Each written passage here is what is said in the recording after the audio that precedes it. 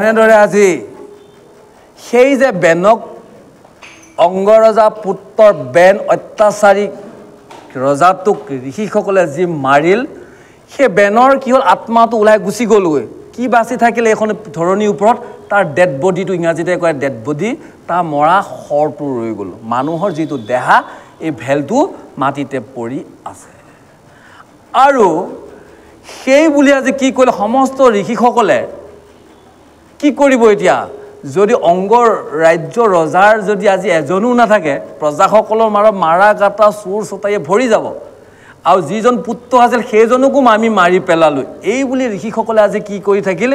সেই পৃথিৱীৰ ওপৰতে পৰি থকা সেই মৰা শৰটোকে আজি ঋষিসকলে সকলো ভগৱানৰ নামক স্মৰণ কৰি ঋষিসকলে সেই অংগ ৰজা পুত্ৰ বেনৰ মৰা শৰটোতে কি কৰিলে পোনপ্ৰথমে কোন ফালৰ পৰা মানে মালিচ কৰিবলৈ ধৰিলে যে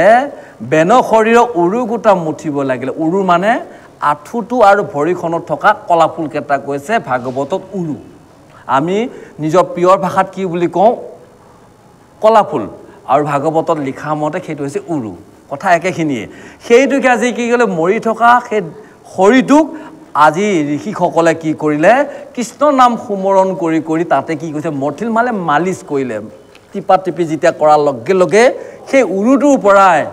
এটা বোলে বিকট আকাৰৰ মহাদুৰাচাৰ এজন ঋষিসকলে কৃষ্ণক স্মৰণ কৰি মৰা শৰ এটা ওপৰতে যেতিয়া কলাফুল কেইটা বেছিকৈ মালিচ কৰিলে বিকট আকাৰৰ পৰা তাৰ পৰা এটা কি হ'ল বোলে আকৃতিৰ এজন দুৰাচাৰ তাৰ পৰা সৃষ্টি হ'ল বুলি আজি মৈত্ৰেয়ী বিদুৰক কৈ আছে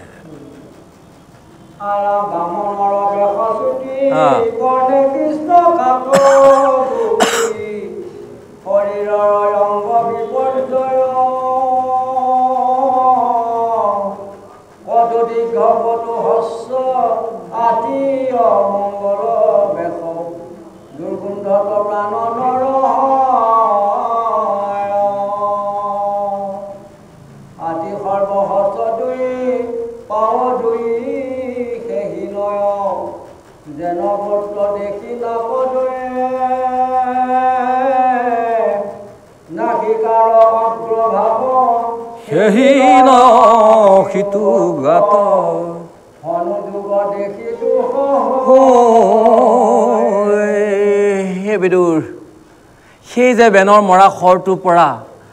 কলাফুলত মালিচ কৰোঁতে যিটো বিকট আকাৰৰ শৰীৰৰ ৰূপ ধৰিছিল সেইটো কেনেদৰে আছিল এটা বামুণৰ বেশৰ চুটি চাপৰ এটা ব্ৰাহ্মণৰ বেশ আৰু সেইটো কেনেদৰে ৰঙৰ আছিলে শ্ৰীকৃষ্ণ যেনেদৰে শ্যামবৰণৰ শৰীৰৰ সেইটো শৰীৰ আৰু এনেকুৱা দেখে সেই শৰীৰটো বোলে বৰ বিপৰ্যয় বৰ সাংঘাতিক শৰীৰটো সেই বিদুৰ সেই যে চুটি চাপৰ এটা বামুণৰ ভগৱন্তৰ শ্যামবৰণৰ শৰীৰৰ যিটো শৰীৰৰ ৰূপ অৱতাৰ লৈছিল সেই ৰূপটো বোলে শৰীৰটো কেনেকুৱা ধৰণৰ বুলি কৈছে কোনোবা এখন হাত দীঘল এখন হাত চুটি আৰু গোটেই শৰীৰটোৰ পৰা প্ৰত্যেক সময়তে গেলা গোন্ধবোৰ বাহিৰলৈ ওলাই আছে আৰু কৈছে কি দুইখন বাও কেনেকুৱা বোলে এখন চুটি এখন দীঘল সৰ্ব মানে এই খৰা যে বুলি কয় এখন চুটি এখন দীঘল এই খৰা ধৰণৰ দুইখন ভৰি আৰু কৈছে সেই যে বামুণ ৰূপে যে সৰুকে যে আছিলে সেইটো বোলে কেনেকুৱা নাকৰ ফুটাকেইটা মস্ত ডাঙৰ বহল আৰু সেই নাকৰ কেইটাও বোলে আজি হনু যুগ দেখি দুখ হৈ হনু মানে মস্ত ডাঙৰ ফুটা আৰু চুটি চাপৰ সেইটো ৰূপ এনেদৰে আছিল বুলি আজি মৈত্ৰেয়ীয়ে বিদুৰক কৈ আছে এতিয়া কাৰ ৰূপটোৰ কথা কৈ আছে মৰা শৰটোৰ পৰা কলাফুলটোক মালিচ কৰি ঋষিসকলে কৃষ্ণ নাম উচ্চাৰণ কৰি যিটো ৰূপ তাৰ পৰা সৃষ্টি হৈছে এই ৰূপটোক বৰ্ণন কৰি আছে বুলি সুকে পৰীক্ষিত কৈ আছে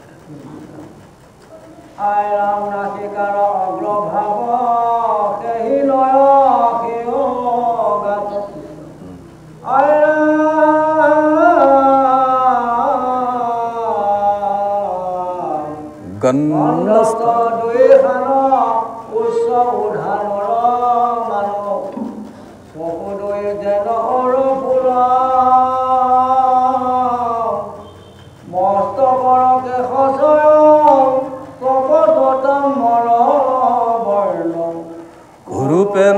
কেতাৰ তুল হৰি বল আৰু পাছে অৱনত হৈ গীতাঞ্জলি কৰি বোলে শিৱৰ গৱাকা কৰি তুলি হব মূৰ দেৱ চৰণত কৰো কেৱ কি কৰিব মোক বুলি আৰু সেই অদ্ভুত ব্ৰাহ্মণ ৰূপৰ আকাৰৰ সেই বালকটো সেই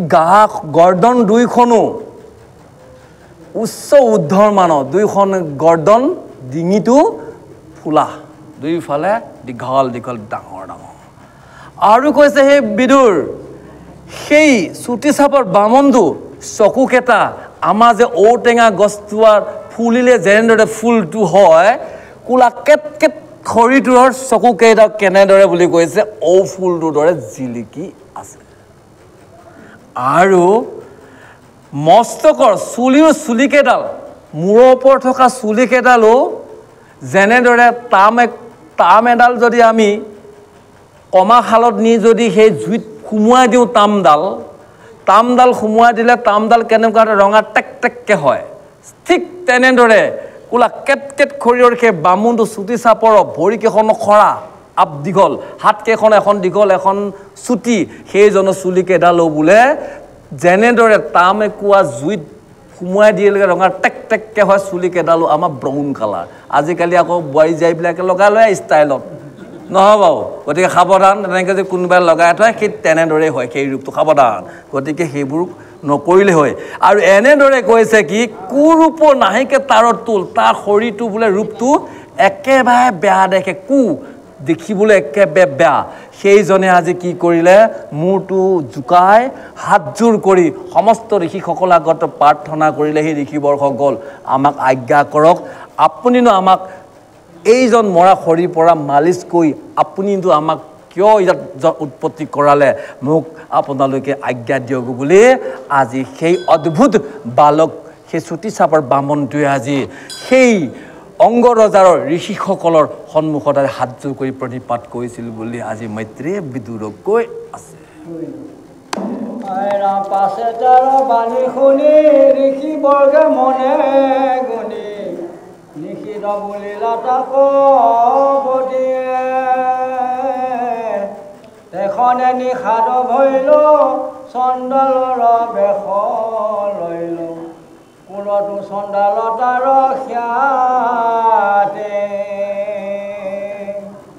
তাৰ বংশ ছয় মানে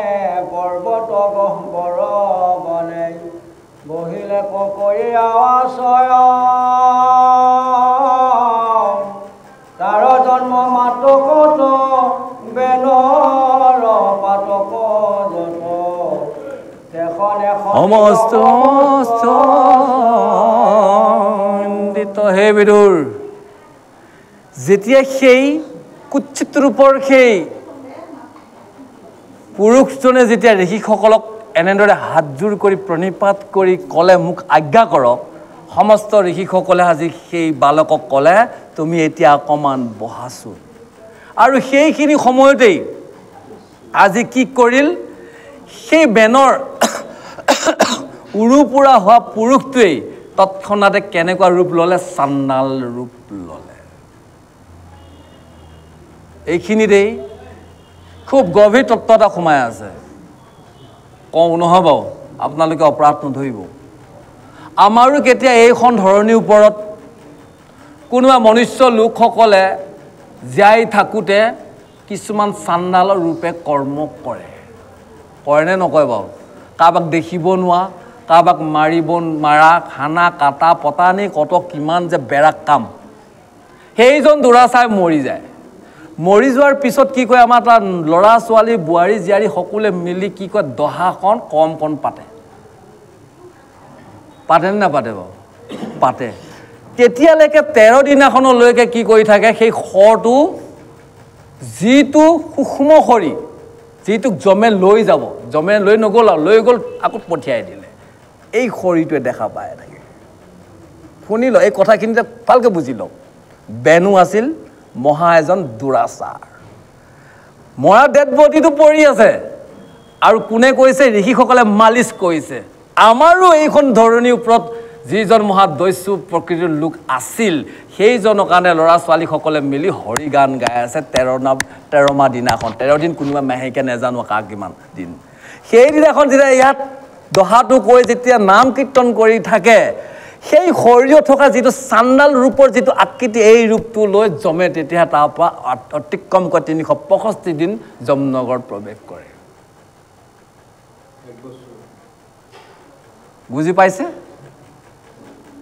সেইকাৰণে আমাক দহা কৰম কৰিব লাগে কৰিলে কি হয় নহব তাৰ পিছতো ক'ব আকৌ এবছৰ পিছত আকৌ কি কৰিলে লাভ হয় হে সকলোৱে জানে আৰু সেইখিনিলৈ আমি নাজানো এনেদৰে আজি কি কৰিছে সেই যে আজি কুচিত ৰূপত যে আজি ঠেংখন ছুটি বেয়াখন ছুটি এইখিনিয়ে কি কৰিলে আজি বেনৰ যিমানবোৰ পাপ লোকসকলক অত্যাচাৰ কৰিছিল কাকো ভকতক অত্যাচাৰ কৰিছিল কাকো শান্তি থাকিব নিদিয়া যিমানবোৰ চাণ্ডালৰ কাম কৰিছিল আৰু কৰাৰ কাৰণে বেনৰ জন্ম মাত্ৰকে বেনৰ পাতক জতক তীক্ষ্ণে খণ্ডিল সমস্ত এই যে ঋষিসকলে সেইটোক যে আবিৰ্ভাৱ কৰি তৎক্ষণাতে যে চাণ্ডাল ৰূপে গৈ যে প্ৰৱেশ কৰিলে বেনৰ কি হ'ল যিমান পাপ আছিল নাশ হয় ঠিক তেনেদৰে আমাৰো যেতিয়া লোকসকলে নিজৰ পিতৃ বা যোনে নহওক আৰু নহয় বা ইত্যাদি সেইসকলক যদি আমি শ্ৰদ্ধাভাৱে ভক্তিভাৱে নীতি নিয়মে যি কৰিলে তেওঁলোকৰ পাপটো ইয়াতে কি হয় পৰিসমাপ্তি ঘটে সেয়া হৈছে ভকতৰ কৰ্ম কৰা মহিমা আজি ঋষিসকলে কৰাৰ কাৰণে আজি বেনৰো যিমান পাপ কৰ্ম কৰিছিল চব নাশ হ'ল বুলি সুকে পৰীক্ষিত কৰি আছে এতিয়াহে মূল কথাটো আহিব সেয়া হ'ব আমাৰ এবছৰত পাতা সকাম আহক কি কয় পিছত বেনৰ পাতক মূৰ্তি সেই পুৰুষে ভৈল ঋষিবৰ্গে খাই খাতে জানিলা পুনৰবি বাহু দুই মনত সন্তোষ হৈ সবে মিলি মঠিবে লাগিলা অতুখন অনন্তৰে সেই দুই বাহু হন্তে লক্ষ্মী নাৰায়ণ উপজিলা যত সুমংগল ছয় নিৰন্তৰে জয় জয় দশোদিশ প্ৰসন্ন কৰিলা হে বিদুৰ যিমান বেনৰ পাপ আছিল এই পাপবোৰে কি হ'ল সেইটো মূৰ্তিলৈ পুৰুষৰ আজি কোনে দেখা পালে সাক্ষাতে ঋষিসকলে দেখা পালে ঠিক তেনেদৰে যিসকল পৰম ভকত বৈষ্ণৱ আচাৰ্যজনৰ ওপৰত বহুত নিৰ্ভৰ কৰে সকামটো পাতিলে গম পাই যায় মিছা কথা কোৱা নাই শুদ্ধ কথা কৈ আছো এজন আচাৰ্য প্ৰভু এজন মেধিয়ে যেতিয়া শৰাইখন পাতিবলৈ বহি দিব আসনখনত পৰাপক্ষত কোনেও পিছৰ ফালে বেকআপ নামাতিব তেওঁ কৰিবলৈ দিয়ক তেওঁ কৰোঁতে অক্ষয় জগা কামখিনি কৰোঁতে গম পায় কি উদ্দেশ্যত কি সংকল্পত কৰিছে সমস্ত পাপ তাতেই সমষ্টিত তাতেই ওলাই গুচি যায় কিন্তু আমি নাজানি কি কওঁ জানেনে বাৰু গ্ৰাম্য ৰহস্যত পৰি লৈ পিছৰ ফালে দি থাকোঁ অনেক ধৰণৰ কথা কৈ অশান্তি নকৰিব আজি ঋষিসকলে গম পাই গ'ল আজি বেনৰ যিমানবোৰ পাপ আছিল মূৰ্তি ধৰি তাৰ পৰা গুচি গ'লগৈ ঋষিসকল সাক্ষাতে দেখিলে আজি ঋষিসকলে দেখাই নহয় ইয়াতো একেখিনিয়ে চলি আছে দেখা পায় আৰু ইয়াৰ পিছতে আজি সমস্ত ঋষিসকলে সেই মৰা শৰটো দেখি যেতিয়া তেওঁ পাপটো যেতিয়া পাপ ইয়াত থাকিল সেইকাৰণে কৈছে অধোগতি কোনফালে যায় তললৈ যায় সেইকাৰণে তলত কলা ফুলত মালিচ কৰিছিল নহ'ব আৰু ঊৰ্ধ্বগতি হ'ল ওপৰলৈ যাব এতিয়া সেইটো শৰীৰত এতিয়া ঋষিসকলে পূৰ্ণৰূপে ক'ত এতিয়া মনত আনন্দিত হৈ ক'ত মালিচ কৰিবলৈ আৰম্ভ কৰিলে দুয়োখন বাহু নাভিৰ পৰা তলত অধোগতিত বেনৰ পাপৰ হৈ মূৰ্তি ওলাই গুচি গ'লগৈ সেই শৰীৰটোৰ পৰা এতিয়া পূৰ্ণৰূপে কি হ'ল দুয়োখন বাহু ঋষিসকলে আজি আনন্দিত হৈ মালিচ কৰাৰ লগে লগে দুই বাহুৰ পৰা এখন বাহু নহয় এখন হাত চিম্পুল ভাষাত কৈছে বেয়া নাপাব তেতিয়াহে বুজিব ইয়াত বাহু বুলি কৈছে মানে আমাৰ হাত হাতৰ এইখিনি জেগা এইখিনিও নহয় এইকণ জেগা চলজাৰ যাক কৈ ইংৰাজীতে কয় চলজাৰ য'ত আমাৰ ডিফেন্স মানুহবিলাকে টাইটেলটো লগাই নহ'ব সেইখিনি কৈছে চলজাৰ তাক কৈছে বাহু অৰ্থাৎ এইখিনিৰ পৰা এইখিনি জেগা বাহু এইখিনিৰ পৰা এইখিনি জেগা বাহু এই বাহু দুটাত সোঁহাতৰ বাওঁফালৰ সেই মৰা শৰটোক যেতিয়া ঋষিসকলে যেতিয়া মালিচ কৰিল মালিচ মানে এনেকৈ মালিচ কৰাৰ লগে লগে সোঁহাতৰ পৰা কোন উঠি হ'ল আমাৰ ভগৱন্ত স্বয়ং নাৰায়ণ আৰু বাওঁফালৰ পৰা লক্ষ্মী উৎপত্তি হোৱাৰ লগে লগে আজি কি কৰিল চাৰিওফালে পূবে পশ্চিমে উত্তৰে দক্ষিণে ইখানে বায়ুৱে অগ্নিকুণ্ড যত যিমান আছিল সমস্ত চাৰিওফালে ভগৱন্ত অৱতাৰ লোৱাৰ কাৰণে লক্ষ্মী আৰু নাৰায়ণে সোঁহাতৰ বাওঁহাতৰ বাহুৰ পৰা যেতিয়া লক্ষ্মী নাৰায়ণে মালিচ কৰোঁতে সেই মৰা শৰটোৰ পৰা উৎপত্তি হোৱাৰ লগে লগে লগে লগে চাৰিও দিশত থকা কি হ'ল সমস্ত দেৱতাসকলে চাৰিওফালে জয়ধ্বনি পুকাৰিলে বুলি মৈত্ৰেয়ী বিদুৰক কৈ আছে আইৰাম পাছে মহাঋষি গণ দেখি ভাল ৰংগমন ঐনাসমে মহাপুৰুষ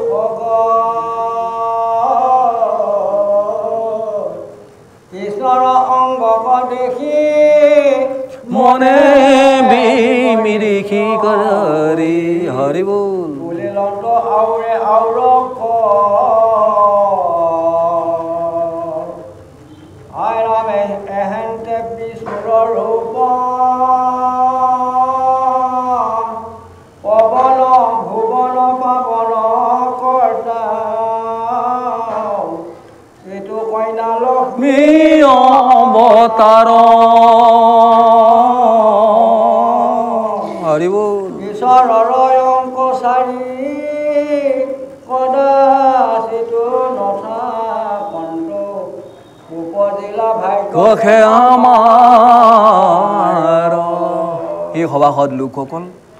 যেতিয়া আমি ভগৱন্তৰ দুৱাৰদলিত আসনত বহি সমস্ত ভকত ভকতানীৰ মাজত ভগৱন্ত সাক্ষাতে স্থিতি কৰি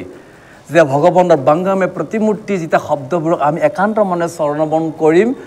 আমি সেইখিনি সময়ত কি ঘটনা ঘটিছিল আমি সেইখিনি কথা কাণ মনেৰে শুনিলেই আমাক কৃপা হয় আজি আমিও মনটো কলৈ নিব লাগিব সেইখিনি সময়ত ঋষিসকলে সেই বেন শৰীৰক মালিচ কৰি যি ভগৱন্ত উৎপত্তি হৈছিল সেই কথা কিনিলে আমিও যেন সেইখিনি সময় দৃশ্যটো উপভোগ কৰে তাহলে আমি যদি মন প্ৰৱেশ কৰি এইখিনি ভগৱন্তৰ কথাখিনিক যদি আমি শ্ৰৱণ কৰোঁ তেতিয়াহ'লে আমাৰ শৰীৰৰ প্ৰত্যেকটো হাড়ে হাড়ে বিন্দে বিন্দে ভগৱন্তৰ কথা প্ৰৱেশ কৰাৰ লগে লগে মনৰ চব দুখ বেজাৰ চব নাইকিয়া হৈ যায় এই ভাগৱতৰ মহিমা আৰু এনেদৰে আজি সেইজন মহাপুৰুষৰ যেতিয়া বেন শৰীৰৰ পৰা যেতিয়া উৎপত্তি হ'ল লক্ষ্মী আৰু নাৰায়ণৰ উৎপত্তি হোৱাৰ লগে লগে সমস্ত ঋষিসকলৰ মনত বৰ আনন্দ হ'ল আৰু এজনে সিজনে আজি আলোচনা কৰিছে যে এইজনে ভগৱন্ত সাক্ষাৎ কি বিষ্ণুৰ ৰূপ আৰু এইজনে স্বৰ্গ মৰ্ত্য 14খন ভুৱন পালন কৰ্তাগৰাকী এইজনে বিষ্ণু আৰু তেওঁৰ লগত অহা কন্যাগৰাকী হৈছে লক্ষ্মী মাৰ অৱতাৰ আৰু এনেদৰে আজি সমস্ত ঋষিসকলে কোৱা মাতা কৈছে আমাৰ যে আজি ইমান ভাগ্য উদয় হ'ল আজি আমি সন্মুখতে জগতপতি লক্ষ্মী নাৰায়ণক আজি দৰ্শন পালোঁ বুলি ঋষিসকলে বৰ আনন্দ কৰিছিলোঁ বুলি মৈত্ৰেয়ী বিদুৰক কৈ আছে আইৰামে হো মহাপুৰুষৰ যত গুণ নিৰন্তৰ পৃথিৱীত হৈবে কপচাৰ পিঠু নামে হৈবে ৰাজা পালে বন্ত সবে বজা প্ৰকাশিব যশস্যা অপাৰ আইৰাম এহে মহাসতী কইনা ৰূপে গুণে বৰণ হৈলা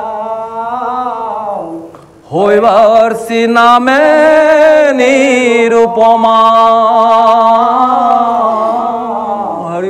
পিঠুক আশ্ৰয় কৰি স্বামী ভাৱে অনুসৰি পতন্তৰে লক্ষ্মী আমি আগত শুনিছিলোঁ কি পিঠুৰ উৎপত্তি অৰ্থটো বুজি পালে এতিয়া কাৰোবাৰ সন্দেহ আছে নেকি অৱতাৰ উৎপত্তিৰ মাজত শব্দটো অৰ্থটো উৎপত্তি কেনেকৈ হ'ল মালিচ কৰাৰ কাৰণে উৎপত্তি যেনেদৰে আমি ধান এটা গছত মাটিত পুতি দিলে সেই মাটিৰ সাৰ সুৰ মিলি পেলাই ধান গছটো ওলায় এইটো হৈছে উৎপত্তি নহয় বাৰু আজি ভগৱানৰ কেনেকৈ উৎপত্তি হ'ল অৱতাৰ লোৱা নাই পিঠু যদি কোনোবা এটা অৱতাৰ লৈছে বুলি উৎপত্তি হৈছে কথাখিনি খুব জানি পেলাই আমি যাব উৎপত্তি মালিচ কৰাৰ কাৰণে ভগৱন্ত লক্ষ্মী আৰু নাৰায়ণ উৎপত্তি হৈছে উৎপত্তি সেইটোকৈ উৎপত্তি আৰু এনেদৰে আজি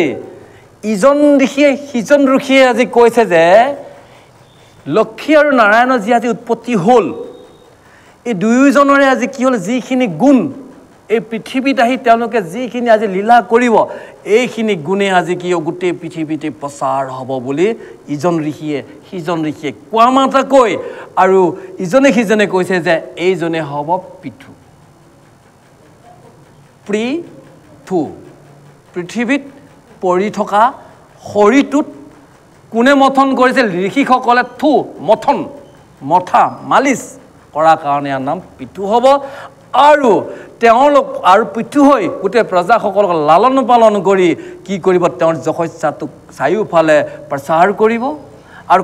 প্ৰচাৰ কৰাৰ লগে লগে লগত হোৱা সেই যে অপূৰ্ব ৰূপত যিগৰাকী কন্যা জন্ম হ'ল এইগৰাকীৰ নামে হ'ব অৰ্চি আৰু অৰ্চি হৈ এনেদৰে আজি পিঠুক আজি স্বামীভাৱে অনুসৰণ কৰি এনেদৰে লক্ষ্মীও আজি এইখন পৃথিৱীত চাৰিওফালে ঘূৰি থাকিব এইকাৰণে হৈছিলে বেনে উৎপাত কৰি লক্ষ্মীক কি কৰিছিল আণ্ডাৰগ্ৰাউণ্ড কৰিছিল মানুহক খাবলৈ কৰিব দিয়া নাছিল সেইকাৰণে ভগৱন্তই আজি নিজেই লক্ষ্মী নাৰায়ণ উৎপত্তি লৈছিল বুলি মৈত্ৰীয়ে বিদুৰক কৈ আছে এইখিনি আগৰ কথা আছিল অকণমান মনতে পেলাই দিছে আহক আই ৰাম সাক্ষাতে হৰিৰ হংস লোক বালে বাকপতি ধৰে লাখ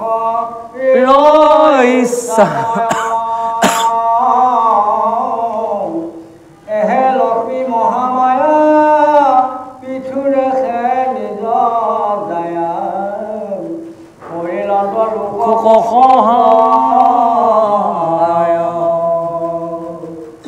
আৰামে হিমতে ঋষি বৰ্গ প্ৰশংসা কৰতে ধাৰাৰে পুষ্পৰ শিলা কল্পতৰ পাৰিজাত আনো পুষ্প হিংসাতো অৰ্চি সমে পিঠু ঘৰাকিলা হে বিদুৰ আজি ঋষিসকলে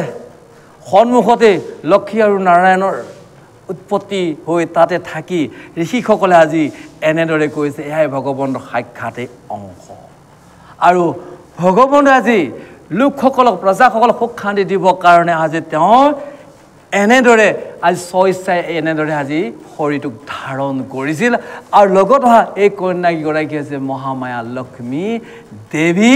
আৰু সদায় এনেদৰে ভগৱন্তই নাৰায়ণেও আজি লক্ষ্মীক লগতে আহি এনেদৰে আজি অৱতাৰ এনেদৰে উৎপত্তি হ'ল এইবুলি প্ৰশংসা কৰিয়ে সেই মৈত্ৰীমুনি বিদুৰক কৈছে বিদুৰ এনেদৰে ঋষিসকলে প্ৰশংসা কৰি সেই স্থানত উপস্থিত থকা ঋষিসকলে আজি কি কৰিছে পাৰিজাত পাতৰ ফুল আনি সেই লক্ষ্মী আৰু নাৰায়ণৰ যি উৎপত্তি হৈছিল দুয়োজনৰ মূৰৰ ওপৰতে আজি কি কৰিল পাৰিজাত কল্পতৰুৱেদি আজি অসংখ্য পুষ্পেৰে আজি কি কৰিল পুষ্পাঞ্জিতলৈ গৈ আজি লক্ষ্মী নাৰায়ণক অৰ্চন কৰিছিল বুলি সুখে প্ৰকৃত কৈ আছে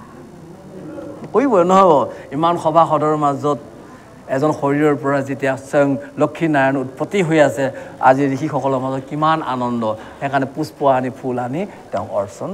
কৰিছিল বুলি মৈত্ৰী বিদুৰক কৈ আছে কুম্ভৰূপ আদি কৰি গন্ধৰ্বত মুখ দুত চিত্ৰসেনৰ ৰাজায়ে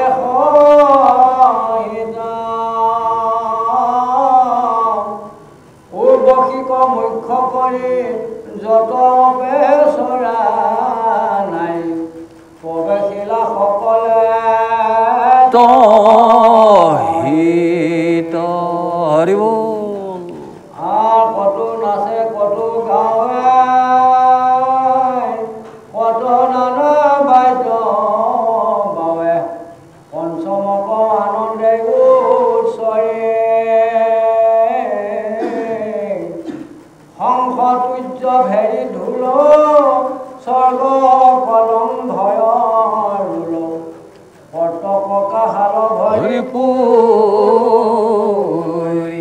আজি স্বৰ্গত থকা যিমানবোৰ গন্ধৰ্ব তম্বৰুক আদি গন্ধৰ্বৰ যিমান মুখ্য মুখ্য গন্ধৰ্বৰ স্বৰ্গত আছিল আৰু সেই গন্ধৰ্বসকলৰ ৰজা চিত্ৰসেন স্বৰ্গৰ চিত্ৰসেন ৰজা আৰু তম্বৰু নামৰ যিজন মুখ্য গন্ধৰ্ব এইসকলে আজি কি কৰিল স্বৰ্গৰ মুখ্য অপেশ্বৰী উৰ্বশীকে আদি কৰি সমস্তবোৰ স্বৰ্গত থকা গন্ধৰ্বৰ আৰু অপেশ্বৰীসকল স্বৰ্গৰ পৰা সকলোৱে নামি আহি য'ত লক্ষ্মী নাৰায়ণৰ আজি প্ৰাদুৰ্ভাৱ হৈছিল সেই স্থানত সেই ঋষিসকলৰ মাজত আহি সেই ঠাইতে প্ৰৱেশ কৰি আজি কোনোবাই নাচিছে কোনোবাই গাইছে কোনোবাই আনন্দ কৰিছে আৰু কোনোবাই তাতেই নেগেৰা শংখ তুৰ্জি ভেৰি ঢোল বজাই আজি হুলস্থুল কৰি আজি ভগৱানৰ গীত গায় সেই বিদুৰ এইখন পৃথিৱীৰ পৰাই স্বৰ্গৰ দেৱতাসকল অপেশ্বৰীসকলে ইয়াতে ভগৱানৰ গুণানুকীৰ্তন গায় লক্ষ্মী নাৰায়ণৰ উৎপত্তি হোৱা আনন্দত ইয়াতে গায় সেই শব্দৰ সেই তাল সেই নেগাৰৰ শব্দই আজি স্বৰ্গকো লংঘিছিলোঁ বুলি আজি মৈত্ৰীয়ে বিদুৰক কৈ সেইকাৰণে ভগৱন্ত আহিলে আমাৰ গন্ধৰ্বসকল কি হয় উপস্থিত হয় সেইকাৰণে আমাক ধূপডাল লগোৱা হয় ধূপডালে দিয়া আছে আমাৰ গন্ধৰ্বসকল কি কৈছে ভগৱন্ত বিৰাজমান কৰি আছে গন্ধৰ্বসকল সদায় লগতে থাকে অক্ষয় আৰু সকলো থাকে কিছু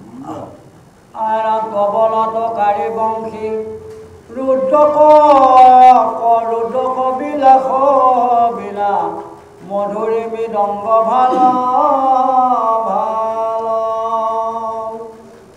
আৰু কটু হাত তালি বাবে নাচে কটু তাৰ সেৱে হৰি ঘোষে দিশ কপুৰিলা আনো আনো বাদ্য বাবে বিপঞ্চিক আদি কৰি মহোৎসৱে পিঠু সধা হে বিদুৰ স্বৰ্গৰ গন্ধৰ্বসকল অপেশ্বৰীসকলে আজি সেই তালে তালে নাচে নাচে হাতৰ তাল কৰি কৰি ৰাম তাল বজাই বজাই কোনোবাই বাঁহী বজায় কোনোবাই সেই টোকাৰীটো বজায় এনেদৰে যেতিয়া হাত তালি তালি নাচোতে হৰিক জয় হো ভগৱন্তৰ চাৰিওফালে আজি সেই ঘোষে তোলে আজি চাৰিওফালে পৰিপূৰ্ণ কৰি এনেদৰে আজি সেই পৃথু ভগৱন্তৰ যি উৎপত্তি হৈছিল ইয়া আজি এটা মহোৎসৱত পৰিণত কৰিছিলোঁ বুলি আজি মৈত্ৰীয়ে বিদুৰক কৈ আছে আইৰণ স্বৰ্গটোতে বতাহ হবে বাইলদেৱ বাইদ ছয় কৰিলে কপিথুৰ বিজয় পাছে যত দেৱলোকে স্বৰ্গ চাৰি আশীলন্ত পিতৃগণ ঋষি সমস্ত আইৰণ ব্ৰহ্মা বিষ্ণু তিনয়ন চন্দ্ৰ সূৰ্য সুৰৱতী কুবেৰ বৰুণ দিকপাল গন্ধৰ্ব কিন্নৰ গণ সিদ্ধমুনি বিদ্যাধৰ অনুযত দেৱ ইয়াৰ আগত কোন আহিছিল চিত্ৰসেন গন্ধৰ্বসকলৰ ৰজা আৰু গন্ধৰ্বসকলৰ মূল আছিলে কোনে তুম্বুৰু আৰু স্বৰ্গৰ অপেশ্বৰী উৰ্বেশীক কৰিহে আজি এইসকল আহিছিল ইয়াৰ পিছত আকৌ কোনসকল আহিছে স্বৰ্গত থকা যিমানবিলাক দেৱতা য'ত পৃথু আৰু লক্ষ্মী য'ত উৎপত্তি হৈছে সেই স্থানত চাৰিওফালে স্বৰ্গৰ থকা দেৱতাসকলে চাৰিওফালে স্বৰ্গৰ পৰা আজি কি কৰিছে যিমান পাৰে দেৱতাসকলৰ যিমানবোৰ বাদ্য কোনবিলাক বাদ্য কোনোবাই তাল কোনোবাই দুন্দুবি নেগেৰা কোনোবাই টোকাৰীটো যোনে যেনেকৈ দেৱতাসকলে আজি সেই পৃথু ভগৱন্তৰ ওপৰতে দেৱতাসকলে স্বৰ্গৰ পৰাই সেইজন পৃথু ভগৱন্তৰ সদায় জয় হওক বুলি আজি কি কৰিলে তাতেই পিতৃ ভগৱন্তক বৰ জয়ধ্বনি দি ইয়াৰ পিছতে সেই বিদুৰ মহন্ত দেৱতাসকলেও বোলে স্বৰ্গতৰি থাকিব নোৱাৰিলে এইসকল দেৱতাই তাৰ পৰা আজি ক'লৈ আহিল পিতৃ ভগৱন্ত য'ত উৎপত্তি হৈছে সেই স্থানত সমস্তসকলে আহিল তাত আহিল ব্ৰহ্মলোকৰ পৰা বিষ্ণু আৰু মহাদেৱে তেওঁ ক'ৰ পৰা আহিলে কৈলাশৰ পৰা সমস্ত বোলে আহিল আৰু দিশপাল চন্দ্ৰৰ উত্তৰ দিশৰ ৰজা চন্দ্ৰ সূৰ্য দেৱতা কোনফালে থাকে পূবফালে থাকে সুৰপতি পূবফালে থাকে ইন্দ্ৰ আৰু কুবেৰ কোনফালে থাকে সদায় কুবেৰ উত্তৰ দিশত থাকে আৰু বৰুণ কোনফালে থাকে সদায় পশ্চিম দিশত থাকে এইসকলে দিকপালে আজি কি কৰিল সেই গন্ধৰ্বসকলে তাত আহি সকলোৱে আজি কি কৰিল ভগৱন্ত উৎপত্তি হোৱাৰ কাৰণে কোনোবাই নাচিছে কোনোবাই গাই আজি মহা মহোৎসৱ কৰিছিল বুলি মৈত্ৰীয়ে বিদুৰক কৈ আছে এইখিনি আকৌ জানি থোৱা প্ৰয়োজন দিশপালকেইটা কথা আপোনালোকে জ্যোতিষ তত্ত্বটো জানে চাগে পূব দিশত সূৰ্য দেৱতা আৰু কোন থাকে ইন্দ্ৰ পশ্চিম এইফালে পূব পশ্চিম দক্ষিণ দিশত কোন থাকে যম ৰজা থাকে এইটো দিশ আৰু এইটো হৈছে বৰুণ দেৱতা জলৰ অধিপতি আৰু এইফালে হৈছে চন্দ্ৰ এতিয়া স্বৰ্গৰ ইন্দ্ৰ দেৱতা যিফালে থাকে সেইফালে সূৰ্যটো উদয় হোৱাৰ লগে লগেই ভৰ দুপৰীয়া সময়তে আমাৰ কি হয় ক'ত প্ৰৱেশ কৰে সূৰ্য ক'ত প্ৰৱেশ কৰে যমনগৰত প্ৰৱেশ কৰে সেইকাৰণে দুপৰীয়া সময়ত বৰ বেয়া বুলি আগতে আমাৰ লোকসকলে কয় আকৌ যেতিয়া সূৰ্যই গৈ যেতিয়া আমাৰ বেলু ডুবু গধূলি অৱস্থা সেইখিনি সময়ত বৰুণ দেৱতা ৰাজ্যত প্ৰৱেশ কৰে কোন সূৰ্য প্ৰৱেশ কৰি আকৌ ক'লৈ প্ৰৱেশ কৰে মধ্যৰাতিত চন্দ্ৰৰ ৰাজ্যত প্ৰৱেশ কৰে মধ্যৰাতি তাৰপিছত আকৌ ধীৰে আহি আকৌ ইন্দ্ৰৰ স্থানত প্ৰৱেশ কৰে এনেদৰে সূৰ্য পৰিক্ৰমা কৰি আছে আপোনালোকে যদি চাই জ্যোতিষ তত্ত্বখিনি চালে এই কথাখিনি ওলাব আৰু এইসকলে আজি আহি আনন্দিত কৰিছে বুলি সুখে পৰীক্ষিত কৰি আছে কুবেৰ আকৌ উত্তৰ দিশতে থাকে তাৰমানে মহাদেৱৰ তলত থাকে কুবেৰ এইটো দিশত যাওক ৰাম সমস্ত দেৱতা সবে ব্ৰহ্ম জগতৰ গুৰু কৰে লন্ত্ৰ পিঠু কবিচাৰ প্ৰথমে দক্ষিণ হস্তে ঈশ্বৰৰ চিহ্ন ছয় অংগময় কৰে জাতিষ্কাৰ হস্তৰ তলত চক্ৰ সুদৰ্শন প্ৰকাশ হয় পৰম উজ্জ্বল মনোৰম দুয়ো চৰণৰ তলে অৰবিন্দ পদ্ম জলে নিৰুপম দেখিতে খুব এইখিনিতেই পৃথু ভগৱন্তৰ উৎপত্তি হোৱাৰ পিছত যিমানবিলাক দেৱতাসকলে তাত উপস্থিত হৈছিল এইসকলে আজি বিচাৰ কৰিল ব্ৰহ্মা আদি দেৱতাসকলে কাৰণ ভগৱন্তই পূৰ্ণাংগ হিচাপে অহা নাই সেইকাৰণে ভগৱন্তৰ লগত কি অহা নাছিল চিনবোৰ অহা নাছিল ধৰিব পাৰিছেনে বাৰু মৈত্ৰীয়ে বিদুৰক ক'ত ক'বলৈ গৈ আছে সেই যে এটা মৰা শৰীৰৰ পৰা যে পিতৃ ভগৱন্তে উৎপত্তি কৰিলে আহোঁতে ভগৱন্তৰ কি হোৱা নাছিলে লগতে তেওঁ যিকেইটা চিন এইবোৰ অহা নাছিল সেই নাহা কাৰণে দেৱতাসকলে চিন্তা কৰিলে কি ভগৱন্তক এতিয়াতো অৱতাৰ ল'লে দিবতো প্ৰেৰণটো কৰিবই লাগিব সেইকাৰণে এতিয়া কি কৰিছে ব্ৰহ্মাই চিন্তা কৰি পোনপ্ৰথমে ভগৱন্তক কি দিলে সোঁহাতখনত ঈশ্বৰৰ চিহ্ন ছয় অংগময় কৰে জাতিষ্কাৰ সোঁহাতত ভগৱন্তৰ অংগবোৰক ব্ৰহ্মাই চিন আকাৰে বনাই দিলে সেইকাৰণে আমি বৃন্দাবনতে হওক বদ্ৰিকা আশ্ৰমৰ ফালে হওক যিসকল গুৰুৱে দীক্ষামন্ত্ৰ দিয়ে হয় ভগৱান কৃষ্ণ জন্ম হওঁতে শংখ চক্ৰ গদা এই চাৰিটা চিন আছিল শংখ চক্ৰ গদা পদ্ম আকৌ আমি পঢ়িলে পুথিত পাওঁ ধ্বজ বজ জগ অংকুশ কমল এই দুই পদ চিহ্ন কৃষ্ণ পদ এতিয়া আপুনি চিহ্নটোৰ কথা কওঁতে কোনটো চিহ্নৰ কথা ক'লে সেইকেইটা চিহ্নৰ কথা ক'বলৈ গৈ আছোঁ। কৃষ্ণ অৱতাৰ লওঁতে পূৰ্ণ ব্ৰহ্ম কৃষ্ণ অৱতাৰ বুলি কৈ আছে। বুজি পাইছেনে বাৰু? সেইকাৰণে ভগৱানৰ যেনেদৰে বৈকুণ্ঠত আছে তেনেদৰে আহিছে, লগতে লাগি আহিল। এতিয়া ভগৱানে অৱতাৰ লোৱা নাই, উৎপত্তি হৈছে। উৎপত্তি আৰু অৱতাৰৰ মাজত পাৰ্থক্য বুলি আমি আগত বাৰে বাৰে কৈ আছোঁ। সেইকাৰণে চিনকেইটাটো নাই। এতিয়া ভগৱান বুলি চিনকেইটা দিবতো লাগিব। সেইকাৰণে কৈছে জগতৰ ব্ৰহ্মা জগতৰ গুৰুৱে আজি কি কৈছে চিনকেইটা দিব। এতিয়া সেইকাৰণে ব্ৰহ্মাক জগতৰ গুৰু বুলি কয়। মানে গুৰুৰ ব্ৰহ্মা গুৰুৰ বিষ্ণু গুৰুদেৱ মহেশ্বৰ গুৰুৰ সাক্ষাৎ পৰম ব্ৰহ্ম তস্মৈ শ্ৰী গুৰুদেৱে নমঃ বুলি বেদব্যাসে লিখি থৈ গৈছে। যা হওক, সেইকাৰণে উত্তৰ ভাৰতক কি কয়, এজন গুৰুৱে যদি দীক্ষা দিয়ে এই চিনকেইটা বনাই দিয়ে, চিম্বল দিয়ে। আমাক আকৌ দামোৰ দয়াটো দিয়ে, কিন্তু সেইটো সেই দিয়ে নিদিয়ে মই নাজানো বাৰু, সেইটো বস্তু বুজা নাই কাৰণে ধৰিব পৰা নাই। কিন্তু উত্তৰ ভাৰতত আমি পাই আছোঁ গুৰুৱে দক্ষিণা গুৰুৱে যদি মানে দীক্ষা দিয়ে তেতিয়াহ'লে এইবিলাকত চিন বনাই দিয়ে। ভগৱন্তৰ চিনবিলাক বনাই দিলেহে সেইদিনাখন ভিতৰত সোমোৱাই তেওঁক সম্পূৰ্ণ দীক্ষা দিলে তাক দীক্ষিত কৰে। তাক বৰ কঠোৰ তপস্যা, সেইটো বহুত বেলেগ বেলেগ। এইটো যে হৰিদ্বাৰ ফালে এইবিলাক চলি থাকে। যা হওক, আমি সেইখিনিলৈ নাযাওঁ। আমি আপোনাৰ সবে হয়তো এইটো অনুভৱে শুনিছে এতিয়া নহয় বাৰু, সন্মুখত দেখা নাই, দেখাসকলে জানে আৰু আমি পেকেটত থলোঁ। এতিয়া ভগৱানক কি কৰিছে, এতিয়া পৃথুটো উৎপত্তি হ'ল। সেই শৰীৰটোক এতিয়া জগতৰ গুৰু ব্ৰহ্মাই এতিয়া কেনেদৰে দিছে, সোঁহাতখনত ঈশ্বৰৰ চিহ্ন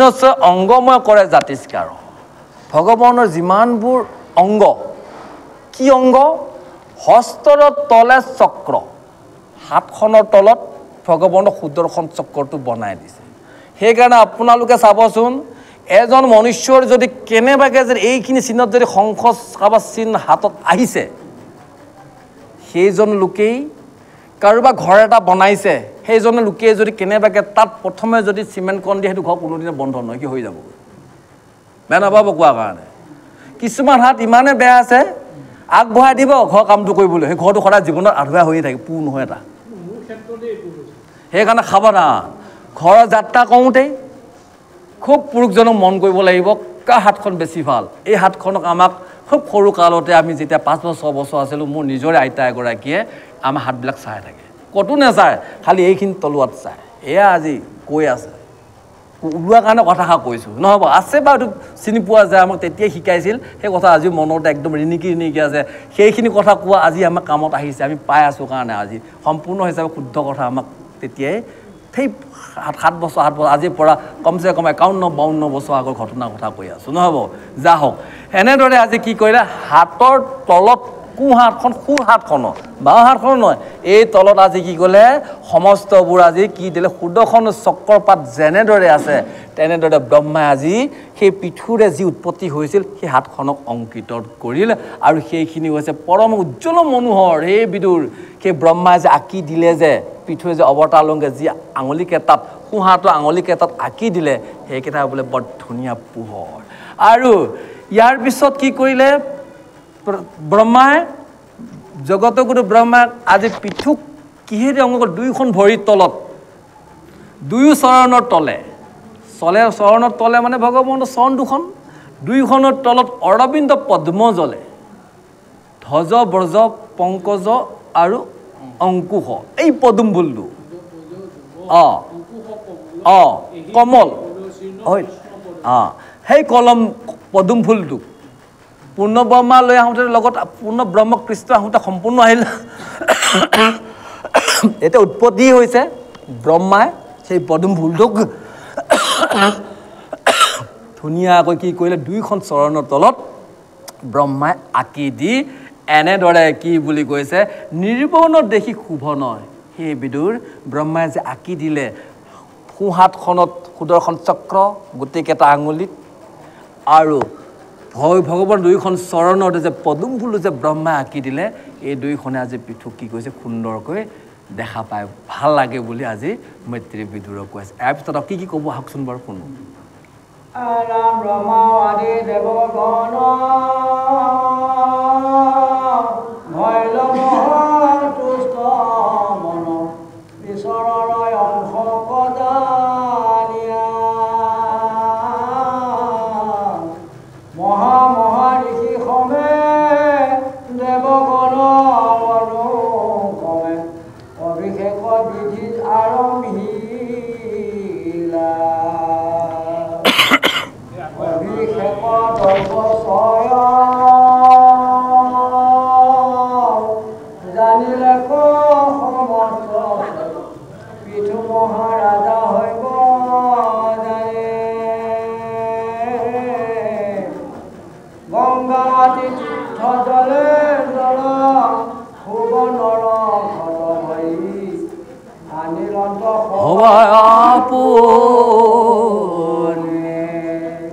যেতিয়া ব্ৰহ্মাই সমস্তবোৰ যিমান অলংকাৰ আছিল তেওঁ নহ'ব সকলোবিলাক ব্ৰহ্মাই বনাই দিয়াৰ পিছতেই আজি তাত থকা যিমানবিলাক দেৱতা চন্দ্ৰ বৰুণ ইন্দ্ৰ সূৰ্য যত যিমান দেৱতা একত্ৰিত হৈ আছিল সেই পিঠুৰৰ সেই শৰীৰটোক ব্ৰহ্মা অংকিত কৰাৰ কাৰণে দেৱতাসকলৰ মনতো বৰ আনন্দ হৈ সেইজনে যে ভগৱান এই বুলি জানি আজি কি কৰিল সমস্তৰে আৰম্ভিলে বিধি আৰম্ভিলা কোন বিধি দেৱতাসকলে ভগৱানক যেনেদৰে প্ৰাৰ্থনা কৰে সেইবোৰ বিধিক আৰম্ভ কৰিছে ঋষিসকলে যেনেদৰে নীতি নিয়ম আছে সেইজনে ভগৱান বুলি তৎক্ষণাতে তেওঁলোকৰ নীতি নিয়মে কৰি এনেদৰে আজি পিঠু যে আজি মহাৰজা হ'ব এই বুলি জনাৰ লগে লগে সেই বিদুৰ এইখন ধৰণীৰ ওপৰত থকা গংগা দেৱী আৰু যিমান তীৰ্থ গংগা কাবেৰী যমুনা যত যিমান তীৰ্থ আছে সেইসকলে দেৱীসকলেও আজি নিজৰ মানে দেৱীবিলাকেও তাত উৎপত্তি হৈ তেওঁলোকে সোণৰ ঘটত জল লৈ আজি সকলোৱে আজি সেইজন পিঠুৱে যে আজি মহাৰজা ঋষিসকলে যে অনুষ্ঠিত কৰিব এই বুলি জানি সকলোৱে নিজৰ সম্ভাৰ লৈ সেই স্থানত উপস্থিত হৈছিল বুলি মৈত্ৰীয়ে বিদুৰক কৈ আছে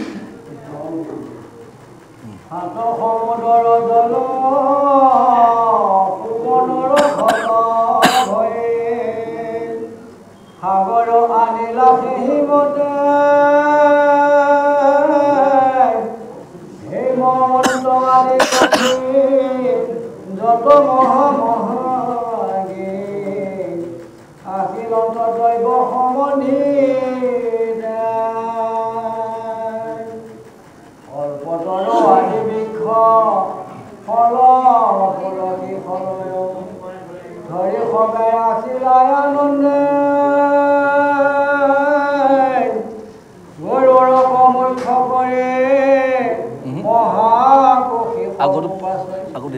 কামধেনু সমেৰ ৰংগে কামধেনু সমৰংগে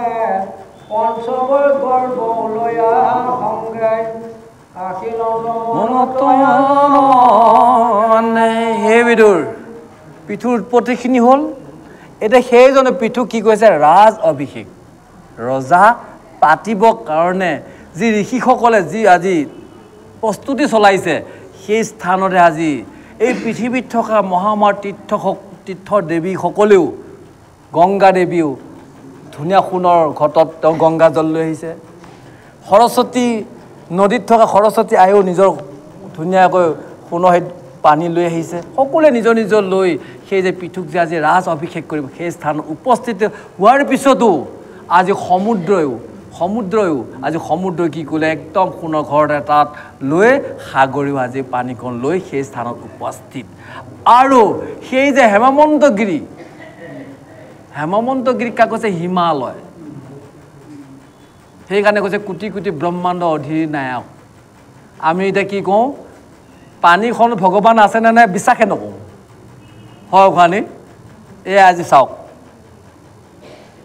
আমিও কোৱা নাই নহ'ব পাহাৰটো ভগৱান হয়নে নহয় আমি বিশ্বাসে নকওঁ পাহাৰ কোনোবা সেৱা কৰি পাইছে ন আজিলৈকে কোনো কিজানি কোৱা নাই এতিয়া আহিছে হেমবন্ত আদি কৰি পাহাৰটোৰ মূল হৈছে হেমবন্ত অৰ্থাৎ ৰজাজন সেইজন ৰজাইও আজি কি কৰিছে যত মহাগিৰি বুলি ক'লে এতিয়া একে যে উত্তৰ ভাৰতত যে হিমালয় পৰ্বত আছে সেইটোৱে নহয় সেইজনে হা নাই আৰু গিৰি হ'লে তেতিয়াহ'লে আমাক কিজানি বঘা পাহাৰটো পোৱা গৈছিল সেইজন ৰজাইও হয় নহয় কোনোবা তেতেলীয়া পাহাৰ ৰজাটো গৈছিল কিজানি পাহাৰটো ধমজল থকা পাহাৰটো গৈছিল ইত্যাদি তাক কৈছে মহাগিৰি য'ত পাহাৰ আছে এইসকলে আজি কি কৰিলে তেওঁলোকৰ পাহাৰত হোৱা যিমানবোৰ সামগ্ৰী পাহাৰত কি হয় কল লাগে আম লাগে জাম লাগে কাৰণ এতিয়া ভগৱন্ত উৎপত্তি হ'ল আজি সেইজন ৰজা পাতিলেতো তাত অনেক ধৰণৰ দ্ৰব্য লাগিব এতিয়া এইসকল